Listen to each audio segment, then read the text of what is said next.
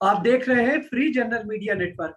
मैं हूं अंसुरुल बारी। ईश निंदा यानी भारत में पिछले दिनों जिस तरह से भारतीय जनता पार्टी की प्रवक्ता नुपुर शर्मा और दिल्ली प्रदेश बीजेपी मीडिया सेल के प्रमुख नवीन कुमार जिंदल जो बयानबाजी उन्होंने की, उसके बाद जाहिर है कि नबी पाक सल्लल्लाहु अलैहि वसल्लम की शान में जो गुस्ताखी हुई है उसका असर पूरी दुनिया में गया है और दुनिया भर का मुसलमान इस वक्त अपनी नाराजगी का इजहार कर रहा है।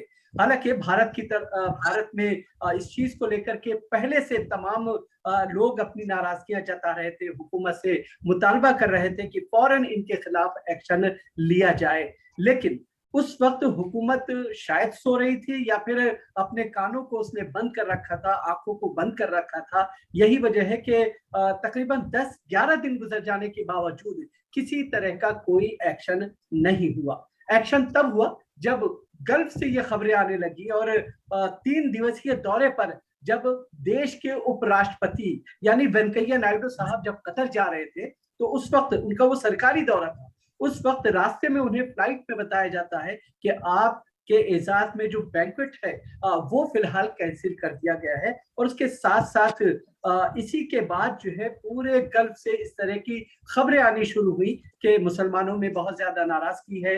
वहां के जो बिजनेसमैन हैं वो मुसलमानों के जो एक तरह से हैशटैग चलाया गया कि भारत में जो प्रोडक्ट्स है उसको पूरी तरह से बाइकआउट किया जाए। लोग अपनी अपनी नाराजगी जताते हुए नजर आए और जिसके बाद भारत सरकार भी एक्शन में आई। और हालांकि उसके फौरन बाद भारतीय जनता पार्टी ने आनंद फानन एक बयान जारी किया और नुपुर शर्मा को 6 साल के लिए पार्टी से सस्पेंड किया गया। ये कहा गया कि जब तक कि पूरी कार्रवाई चल रही है, हम छानबीन कर रहे हैं, जांच कमेटी जब तक अपना रिपोर्ट पेश करती है तब तक आपको जो है तमाम पदों से हटाया जाता है। उसके अलावा नवीन कुमार जिंदल को पार्टी से बाहर का रास्ता दिखा दिया गया। जाहिर है कि ये एक एक्शन दिया गया, लेकिन उसके बाद का जो पूरा घटनाक्रम है पूरे देश में एक तरह से ये कहा जाए कि तमाम मुसलमान अपनी नाराजगी का इजहार कर रहे हैं, सड़कों पर उतरे हुए हैं। शुक्रवार को दिन भर जिस तरह का पूरे देश में माहौल देखा गया, जगह जगह विरोध प्रदर्शन होते रहे, कुछ जगहों पर हिंसक घटनाएं भी सामने आई हैं, कुछ लोगों के मौत की भी खबरें सामने आई हैं। तो जो एक माहौल बना हुआ है, क्या भारत सरकार इस चीज को पहले कर सकती थी, रोक सकती थी? क्या भारत सरकार इस पूरे मुद्दे को क्यों इतना तूल दिया गया कि आखिर इस तरह के हालात पैदा हुए हैं? आज इन्हीं तमाम चीजों को जानने की कोशिश करेंगे कि आखिर भारत के रुख को लेकर के जिस तरह से पूरे गल्फ में मुस्लिम देशों में एक नाराजगी है, वो नाराजगी कितनी है और किस तरह से ये तमाम चीजें आगे बढ़ रही हैं, भारत को कितना नुकसान हो रहा है, उसकी छवि किस तरह से दागदार हो रही है। उसके साथ साथ भारत सरकार ने अपनी छवि जो दागदार हुई है उसको लेकर के एक जो मुस्लिम इन्फ्लुएंसर्स हैं उनसे एक तरह से रब्त करने की कोशिश की है, उनसे संपर्क किया गया है और उनको ये बताने की कोशिश की जा रही है, समझाने की कोशिश की जा रही है कि वो अरबों को समझाएं, मुसलमानों को समझाएं कि भारत तमाम लोगों का देश है, यहाँ पर तमाम धर्मों का एहतराम और पालन किया जाता है, ताकि जो एक सिचुएशन भारत सरकार इस वक्त देख रही है उससे बचा जा सके। तो हमारे साथ इस वक्त 3 खास मेहमान मौजूद है। हमारे साथ former Rajya Sabha member parliament Mohammad Adeeb साहब हैं, हम उनका बहुत बहुत स्वागत करते हैं। साथ ही साथ हमारे साथ प्रदीप टमटा साहब हैं, कांग्रेस पार्टी से राज्यसभा के इस वक्त सदस्य है, रुकन है, वो हमारे साथ हैं, हम उनका भी बहुत बहुत स्वागत करते हैं। साथ ही साथ हमारे साथ इस वक्त दोहा कतर से डॉक्टर उबैद ताहिर साहब हैं, वो हमारे साथ जुड़े हुए हैं, सीनियर जर्नलिस्ट हैं, हम उनका भी बहुत बहुत स्वागत करते हैं। तो सबसे पहले उबैद, हम आप ही के पास आएंगे और आपसे चीजों को जानने और समझने की कोशिश करेंगे कि आखिर गल्फ को लेकर के कहीं ना कहीं भारत सरकार झुका और ये कहा गया कि एक तरह से एक्शन लिया जा रहा है और पूरे गल्फ में अगर देखा जाए कतर का जो रुख है इस पूरे मामले पर कहीं ना कहीं और दूसरे ममालिक के मुकाबले में ज्यादा सख्त नजर आ रहा है। शायद यही वजह है कि कतर ने न सिर्फ भारत के एम्बेसडर को तलब किया बल्कि उसके साथ साथ आम माफी मांगे जाने की भी कतर ने बात कही है। क्या कुछ सिचुएशन है इस वक्त? बहुत शुक्रिया अंजरुल बारी साहब। सबसे पहले तो मैं ये चीज क्लियर कर दूं कि जो ऑनरेबल वाइस प्रेसिडेंट का जो दौरा था कतर का, और उसमें जो एक डिनर जो कैंसिल किया गया था उसकी वजह ये थी कि जो डिप्टी अमीर हैं उनकी सेहत ठीक नहीं थी, जिसकी वजह से वो एक फैसला किया गया था। दूसरी बात ये है कि एक फितरी बात है, एक नेचुरल चीज है कि किसी भी धर्म के मानने वाले के लिए ये चीज नाकाबिल कबूल होती है कि उसके धर्म की सबसे बड़ी शख्सियत या धर्म गुरु के बारे में कुछ अनाप शनाप बोला जाए।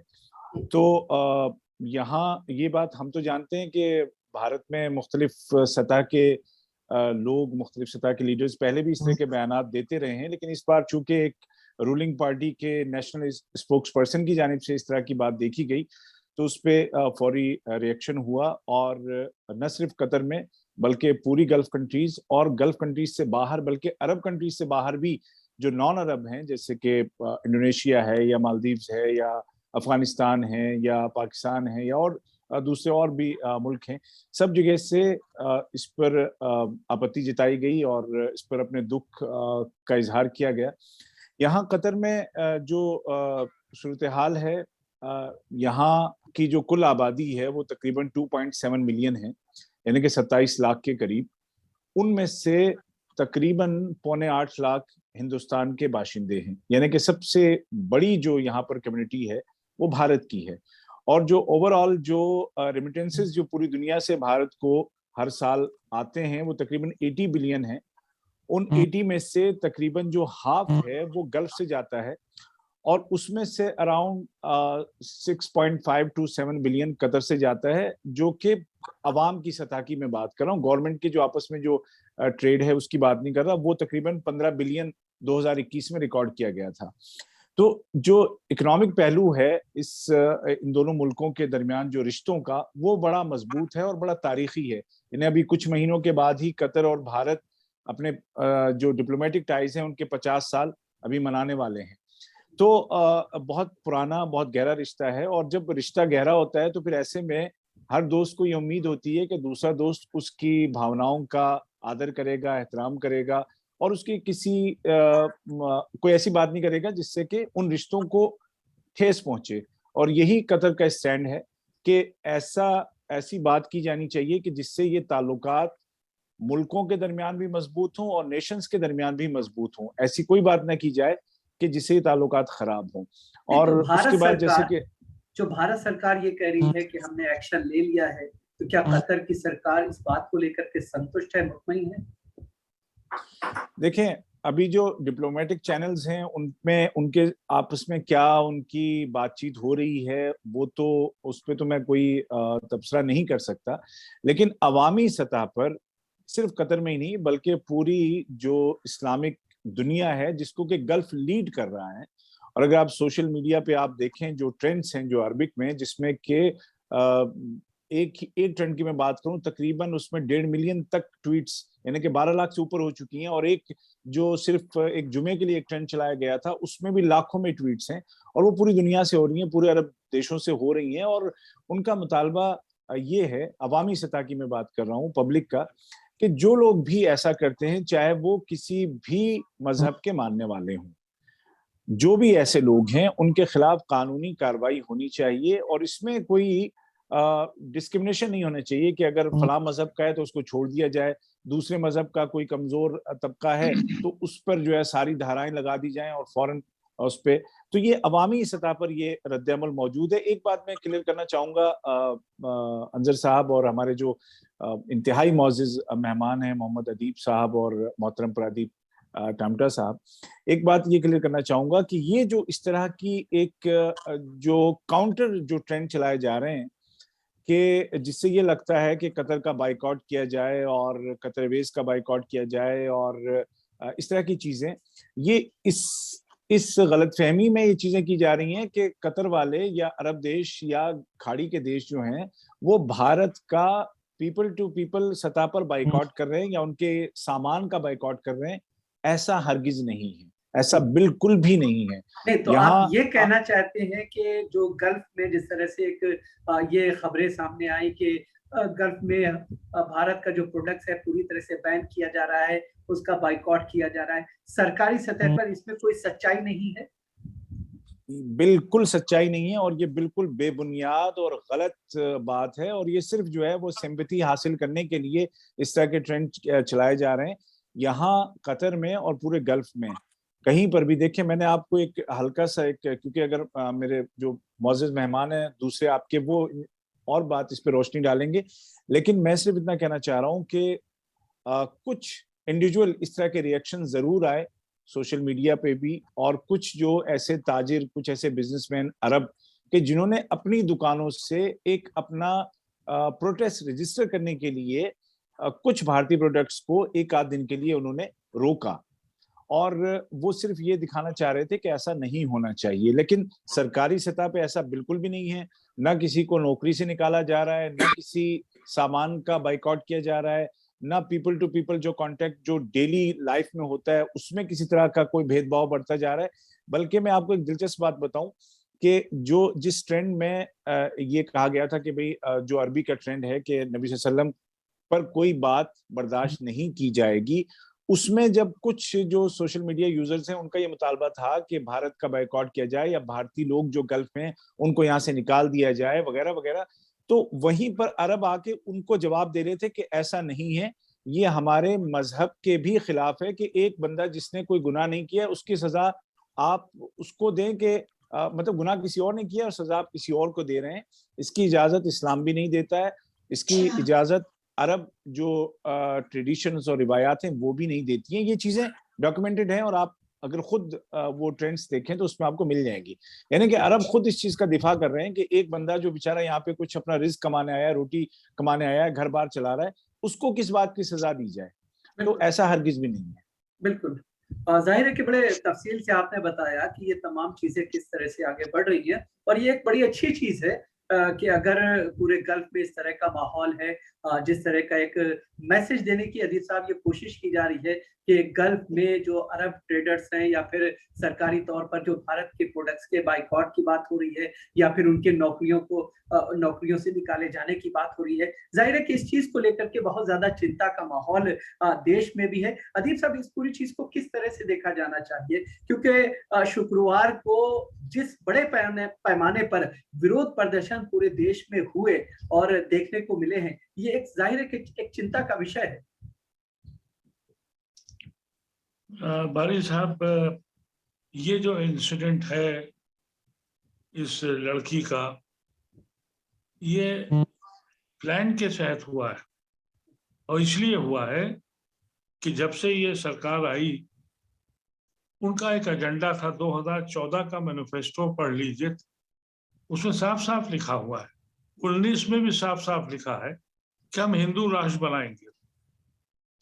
अब ऐसी शक्ल में उन्होंने तजुर्बे किए, सारे कंट्रोवर्शियल बिल जहां मुसलमान को अजियत पहुंच सकती थी वही बिल लाए गए, चाहे वो ट्रिपल तलाक हो, चाहे 370 हो, चाहे एनआरसी हो, और वो धर्म संसद करते रहे, ऐलान करते रहे। लेकिन अरब वर्ल्ड का हिंदुस्तान से एक ऐसा रिश्ता रहा है कि उन्होंने मदाखलत नहीं की। ये गलतफहमी इनको ये हो गई कि यहाँ तक आ गए कि हमारे रसूल को और हमारे मजहब के सबसे बड़े यानी ऐसे लीडर को जिसकी दुनिया में मुसलमान किसी मसलक का हो, शराबी हो, इबादतगार हो, गुनहगार हो, उसकी मोहब्बत जो अपने पैगंबर से है उसका अंदाजा इनको था नहीं। इसीलिए ये पहली बार, ये सब वाकयात अरब ममालिक को मालूम है, ऐसा नहीं है कि हमारे साथ इस मुल्क में क्या हो रहा है, कितने सितम हो रहे हैं, लेकिन वो नहीं बोल रहे। सबसे मुझे बस याद है कि एक बार बाबरी मस्जिद की शहादत पर जरूर सऊदी अरेबिया ने एक स्टैंड लिया था, और उस वक्त के बादशाह के मिलने के बाद नरसिम्हा राव को यह कहना पड़ा था कि हम मस्जिद फिर से बना के देंगे और हम उन पर जिन्होंने मस्जिद तोड़ी है उस पर एक्शन लेंगे। बाद में अरब ममालिक तिजारत की वजह से, और हिंदुस्तान एक बड़ा मार्केट है, इसलिए उन्होंने मदाखलत नहीं की और इस हुकूमत के हौसले बढ़ते चले गए। अब जब उन्होंने हमारे प्रॉफिट के के बारे में ऐसी नाजेबा जबान इस्तेमाल की जो कोई बेहोश और अक्लमंद आदमी या जो जिंदा आदमी तसव्वुर भी नहीं कर सकता। ये गम और गुस्सा सिर्फ मिडिल ईस्ट का नहीं है, अफ्रीका से और अमेरिका और यूरोप में जो भी रह रहा है उसके दिल फट गए और वो जानते हैं कि अब हिंदुस्तान कहाँ पहुंच गया है। यकीनी तौर पर जैसा अभी ब्रदर उबैद ने कहा कि ये अरबों का मिजाज है कि वो इंतकाम नहीं लेते, किसी का जुर्म किसी और से फैसला नहीं करते, लेकिन हुकूमत तो किसी मौके पे सलाह कर लेगी। लेकिन एक बात जरूर आप समझ लीजिए कि जो ताजिर है उसके दिल में ये तकलीफ है, in long term this is what I feel, कि अब सेलेक्टिव एम्प्लॉयमेंट मिलेगा। क्योंकि आपको पता ही है कि जब मिडिल ईस्ट ये मुल्क आज़ाद हुए थे 70s में, तो उस वक्त सबसे पहले इजिप्शियंस आए वहाँ एज ए लेबर और फिलिस्तीन के लोग गए, लेकिन उनके टेम्पर को देख के इन्होंने फिर पाकिस्तानियों को बुलाया। पाकिस्तानियों ने सोचा मैं भी मुसलमान और ये अरब भी मुसलमान, उन्होंने हरकतें वहाँ की। तब फिर हिंदुस्तान के लोगों को उन्होंने बहुत मैसिव एम्प्लॉयमेंट दिया कि ये डुसाइल लोग हैं, सीधे साधे लोग हैं, गरीब लोग हैं। सबसे बड़ी खूबी अरब मुल्कों की ये रही कि उन्होंने हिंदुस्तान के लोगों को जब बुलाया तो हिंदी की हैसियत से बुलाया, हिंदू और मुसलमान उन्होंने नहीं किया। ये नहीं कहा कि हम सिर्फ मुसलमानों को लेंगे। तो एक बड़ा एम्प्लॉयमेंट, एक बड़ा जंग हिंदुस्तान में मिडिल क्लास बन गया लेबर क्लास से, और वो उसका इनको ये अंदाजा था कि अब हम कुछ इनका नहीं होगा। नहीं तो जिस तरह सबसे से बड़ी सितम ये है कि आज भी नहीं, आप देखिए, मैं आपको जो कहना चाहता हूँ, अरब मुमालिक ये महसूस जरूर करते होंगे कि आज 14 दिन हो गए प्राइम मिनिस्टर का कोई बयान नहीं आया, फॉरेन मिनिस्टर का कोई बयान नहीं आया, होम मिनिस्टर का कोई बयान नहीं आया। तो ये जो तीन चीजें हैं, ये चीज जिस वक्त प्राइम मिनिस्टर बयान देगा और इन मुमालिक से कहेगा कि भाई ये इंडिविजुअल लोग हैं, उस दिन शायद मामला तय हो जाए। नहीं, लेकिन गवर्नमेंट ऑफ इंडिया ने ऑफिशियल बयान दिया, अप्रूवल ऑफ द गवर्नमेंट ये हो रहा है। मैं कहना ये चाहता हूँ, हुकूमत की ईमा के साथ हो रहा है। हमारी अपोजिशन पार्टीज, उनको ये लगता है कहीं मेरा हिंदू वोट न भाग जाए। मुसलमान हिंदुस्तान के अंदर आसमान के सामने नीचे खड़ा है, उसके ऊपर कोई साया नहीं। अदीब साहब एक चीज समझने ये चाहेंगे कि जिस तरह से गवर्नमेंट ऑफ इंडिया ने अपना स्टेटमेंट जारी किया, सीधे तौर पर ये कहा कि भारत का ये कल्चर नहीं है, भारत तमाम धर्मों का एहतराम करता है, तमाम लोगों के साथ जो है बराबरी का एक तरह से सुलूक किया जाता है, ऑफिशियल गवर्नमेंट का ये स्टैंड सामने आया, क्या ये नाकाफी है? क्या आप इसको तस्वुर करते हैं कि सबका साथ है? अपने को कहते हैं कि दुनिया की सबसे बड़ी पार्टी मेरी है, सबका साथ, सबका विकास, सबका विश्वास। एक एमएलए, एक एमपी भी नहीं है पूरे हिंदुस्तान में उनका। किस बात की बात आप करते हैं? और सब इस सब का इल्जाम जो मैं समझता हूं, इसमें अदलिया का बहुत बड़ा रोल है। हिंदुस्तान की जब तारीख लिखी जाएगी बर्बादी की, और उस गांधी के तस्वुर को हम रोज मारते हैं, और उसमें अदालत का बहुत बड़ा हाथ। 14 दिन हो गए, अदालत को एफआईआर भी फाइल हुई, और न भी फाइल होती तो अदालत का ये हक था कि वो इंटरवीन करता। आज से 3 महीने पहले ये कहा गया कि हम हिंदुस्तान के मुसलमानों को कत्लेआम करेंगे, खुलेआम।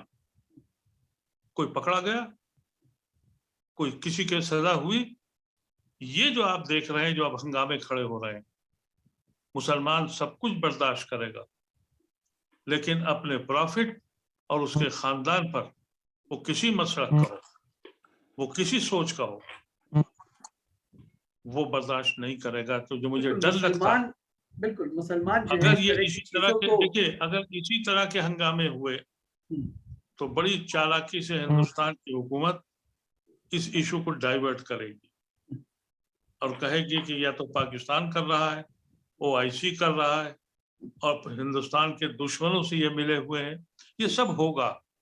अनफॉर्चुनेट ये है कि अगर प्राइम मिनिस्टर नहीं बोल रहा है तो इस मुल्क का सुप्रीम कोर्ट क्यों नहीं बोलता?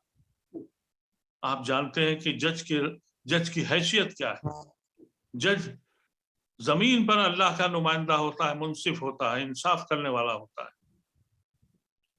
उसने भी बयान नहीं दिया। ठीक है, अल्टीमेटली उस जगह लेके जा रहे हैं जहां इंसान भड़क जाए, कानून अपने हाथ में ले ले, एक तरफा गिरफ्तारियां हो, तो सारा इल्जाम उस बदबख्त के बयान को छोड़कर मुसलमानों के सर थोपी जाए। और हमारे सनीजा साहब बैठे हुए हैं, इनकी पार्टी भी ट्वीट करती है, अरे सड़कों पे निकलिए, हम आपके शहरी हैं, आपको सड़क पे आना चाहिए था, आप सबसे बड़े लीडर थे पार्टी के। नहीं तो कांग्रेस का वोट खिसक जाएगा ना। ने कहा कि हम चलेंगे, कांग्रेस हम का हिंदू वोट खिसक जाएगा। नहीं हुआ, नहीं, कोई नहीं करेगा, आपकी परवाह कोई नहीं करेगा। इसलिए कि ये लोग जो कर रहे हैं ये हिंदू नहीं कर रहा है। हिंदू सोसाइटी में एक छोटा सा तबका है जो एहसास कमतरी में मुब्तला है, वो उसके जहन खत्म हो गए, बीमार लोग हैं वो, और वो इस कॉम्प्लेक्स में हैं। अब उनको पहली बार अंदाजा हुआ कि भाई ये पूरी दुनिया, मतलब अरब वर्ल्ड तो छोड़ दीजिए, अमेरिका ने अपोज किया, ह्यूमन राइट्स पे बात आई, UN में बात गई, हिंदुस्तान ने कहा हम इसको रिजेक्ट करते हैं, हम सबके साथ हैं। तो इसमें अपोजिशन पार्टीज को सामने आना चाहिए था। ठीक है, टमटा साहब खड़े होते। बिल्कुल, टमटा साहब, क्या ये अपोजिशन को तमाम चीजें नहीं दिख रही हैं कि किस तरफ मुल्क जा रहा है? जिस तरह से हालात बनते जा रहे हैं, जाहिर है कि अपोजिशन हर कदम पे जो है सरकार के साथ जो है उसको डिस्कस करना था तमाम मुद्दों को। अगर देश में इस तरह के हालात बन रहे हैं तो कहीं ना कहीं अपोजिशन की क्या इसमें स्वीकृति है? अपोजिशन भी इसमें शामिल है?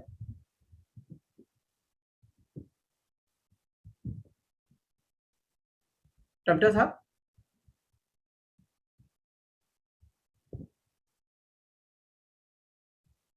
जी, आप जी। हाँ अदीब, अंजा जी, मैं अदीब साहब की भी बात सुना था, उबीर जी की भी बात मैंने सुनी। आपने कहा और अदीब जी ने भी कहा कि अपोजिशन को हस्तक्षेप करना है। मैं समझता हूँ अदीब जी की बात से मैं पूरी तरह सहमत नहीं हूँ।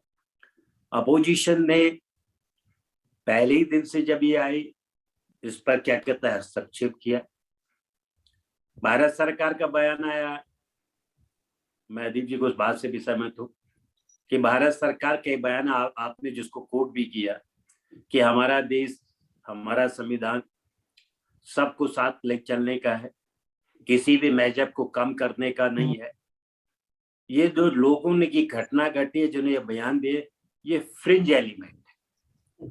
हमारे नेता पूर्व कांग्रेस अध्यक्ष राहुल गांधी जी ने उस पे ही कहा, वहां से शुरुआत भी की कि ये फ्रिंज एंड एलिमेंट ने पूरे के पूरे बीजेपी पर कब्जा कर। ये फ्रिंज एलिमेंट नहीं है, कुछ लोग नहीं है ये, क्योंकि किसी पार्टी की राष्ट्रीय प्रवक्ता अगर कोई बयान देती है तो फ्रिंज एलिमेंट नहीं है, क्योंकि उसको पार्टी ने नियुक्त किया है। और पिछले 7-8 सालों से जब से मोदी सरकार आई है, लगातार समाज के कमजोर तबकों में के ऊपर हमले हो रहे हैं, उनके अधिकारों पर हमले हो रहे हैं। ये सिर्फ मुस्लिम का ही सवाल नहीं। अदीब जी ने कहा भी है कि चाहे 2014 का मैनिफेस्टो देख लो, 2019 का मैनिफेस्टो देख लो,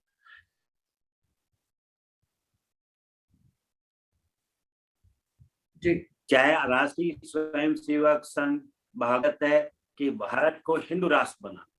सवाल है ये भारत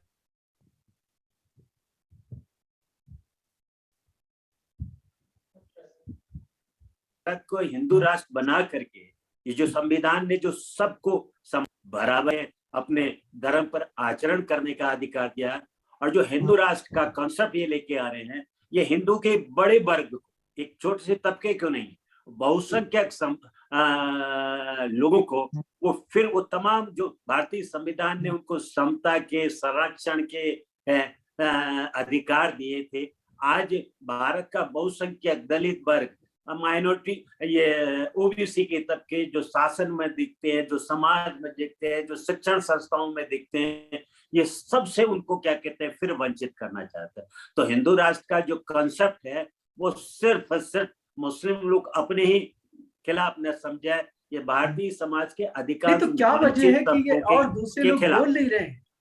क्या वजह है कि जिस तरह का सपोर्ट इस वक्त नुपुर शर्मा को कांग्रेस का साफ, अंजर जी, कांग्रेस ने साफ स्टैंड लिया है, हमारे नेता राहुल गांधी ने साफ स्टैंड लिया है कि आज भारत पर वो सरकार है जो भारतीय संविधान की मूल विरासत को, जो गांधी और डॉक्टर अम्बेडकर की और नेहरू की मूल विरासत को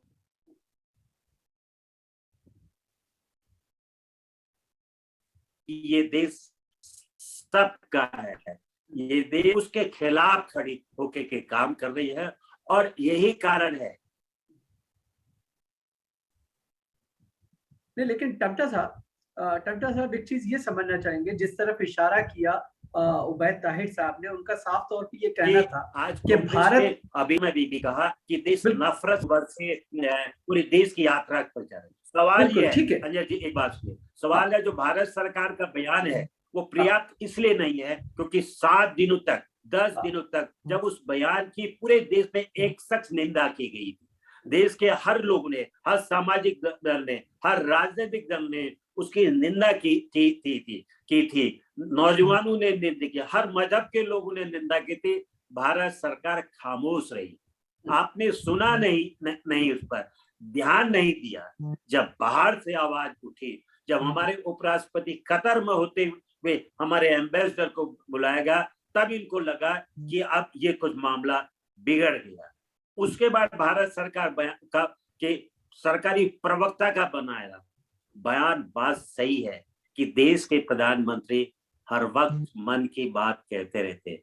आज आपने क्या अपने इस बात की निंदा अभी तक क्यों नहीं की? सवाल देश के प्रधानमंत्री से लोग आश्वस्त होना चाहते हैं कि उन्होंने कहा कि हम इस देश के संविधान की रक्षा करेंगे, हम इस देश के रहने वाले सबका साथ, सबका विश्वास, सबका विकास पर चलेंगे। आज इतनी बड़ी घटना की, और ये भारत का देश है यार, यहाँ हजारों वर्षों के इतिहास में हर मजहब के लोग आते रहे, हमने सबका गले लगा के समझा है। हमारा धर्म कहता सबका भला हो, सब सुखी हो, सब निरोग हो, हम सीमाओं से परे हैं, हम सबका स्वागत करते हैं। और भारतीय जनता पार्टी पिछले 8 सालों से नफरत और घृणा की राजनीति इस देश में चला रही है। मौका मिला दलितों और वंचितों पर हमला किया गया, मौका मिला पिछड़े वर्गों के अधिकारों को क्या कहते समाप्त करने की साजिश चल रही है, और ये बढ़ते बढ़ते माइनॉरिटीज पे भी आगे है। और इसलिए भारत सरकार के प्रधानमंत्री को आगे आना चाहिए, भारत सरकार के प्रधानमंत्री को आगे आना चाहिए। उबैद साहब, चूंकि अब हमारे पास समय तकरीबन खत्म हो गया है, जिस तरह के हालात बन गए हैं, जिस तरफ आपने इशारा किया और अदीब साहब ने भी कहा कि अरबों का एक मिजाज होता है कि वो माफ कर देते हैं, और यही वजह है कि जिस तरह के हालात हैं, जाहिर है कि अरब भी इस चीज को पसंद नहीं कर रहा है, दुनिया का कोई भी मुसलमान इस चीज को पसंद नहीं कर रहा है। लेकिन जिस दोराहे पर इस वक्त मुल्क आ खड़ा हुआ है, लोगों के बीच में जिस तरह का माहौल बना हुआ है, वो किस तरह से दूर किया जाना चाहिए, बहुत कम शब्दों में। देखें सर, ये चीज जहन में रखनी चाहिए कि कतर की खासतौर पर पॉलिसी ये है कि किसी भी दूसरे मुल्क के जो अंदरूनी मामलात हैं उनमें दखल न दिया जाए। तो भारत के अंदर क्या हो रहा है, जैसे कि मोहतरम अदीब साहब ने बहुत तफसील से उस पर रोशनी डाली, मैं सिर्फ उसी की तायद करना चाहूंगा कि इस वक्त मसला ये था कि वो दो तरफा ताल्लुकात से ऊपर उठ करके एक ऐसी शख्सियत पे निशाना साधा गया कि जो सिर्फ अरबों के लिए ही मोहतरम नहीं है, पूरी दुनिया के 2 बिलियन से ज्यादा मुसलमानों के दिलों की धड़कन है। तो इसलिए ये इस तरह का रिएक्शन सामने आया, और अरब दुनिया यही चाहती है कि इस तरह की बातें न की जाएं और न दोहराई जाएं, और दोबारा इस तरह का कोई मसला ना खड़ा हो। बिल्कुल अदीब साहब, आखिर किस तरह से इस पूरे मामले को आप सुलझाया जाए, जिस तरह से जाहिर है कि नबी पाक सल्लल्लाहु अलैहि वसल्लम सिर्फ मुसलमानों के नबी नहीं है, बल्कि पूरी इंसानियत के लिए है, पूरी इंसानियत के लिए उन्हें इस धरती पे भेजा गया। अगर इस तरह के हालात हैं, कुछ लोगों को उस बारे में इस तरह की जानकारी नहीं है और ऐसे हालात पैदा हो गए हैं, तो क्या किया जाना चाहिए? देखिए, ये जो हालात पैदा हुए, मैंने अभी इशारों में बात किया, मैं साफ बात करना चाहता हूँ। नहीं, हमारे पास टाइम नहीं है इस वजह से। नहीं, बस एक मिनट में ये 3 वजूहात हैं। पहली वजह यह है कि अदालत को अब दिखाई नहीं पड़ता और सुनाई नहीं पड़ता, इसलिए हौसले बढ़ रहे हैं इनके। दूसरी बात, इनको जो सऊदी अरेबिया और यूएई और जो इस तरह के मुल्क हैं, उनको मोदी को हाईएस्ट अवार्ड देकर इनके हौसले बढ़ा दिए कि अब तो अरब वर्ल्ड के हम सबसे चहीते हैं। तीसरी प्रॉब्लम, हमारे तिप्ता साहब ने कहा बिल्कुल सही है, लेकिन क्या इस पार्टी की जिम्मेदारी नहीं थी कि प्रेसिडेंट ऑफ इंडिया के पास डेलीगेशन ले जाते? इस पार्टी की जिम्मेदारी नहीं थी कि हिंदुस्तान को बदनाम कर दिया? वो मुल्क जो दुनिया में जिसकी मोहब्बत पहचाना जाता था, सांझी विरासत के लिए जिसकी इज्जत थी, आज उसके मखसूस तबके को इस तरह से तंग किया जा रहा है। ठीक है अदीब साहब, आप चले जाते, प्रेसिडेंट भी कुछ नहीं बोलता। ठीक है, बहुत बहुत शुक्रिया अदीब साहब, क्योंकि हमारे पास वक्त खत्म हो गया है। कहना यही है कि जाहिर है कि जिस तरह के हालात हैं, ये मुल्क सबका है और इस मुल्क में तमाम लोगों के धर्मों का एहतराम किया जाता है।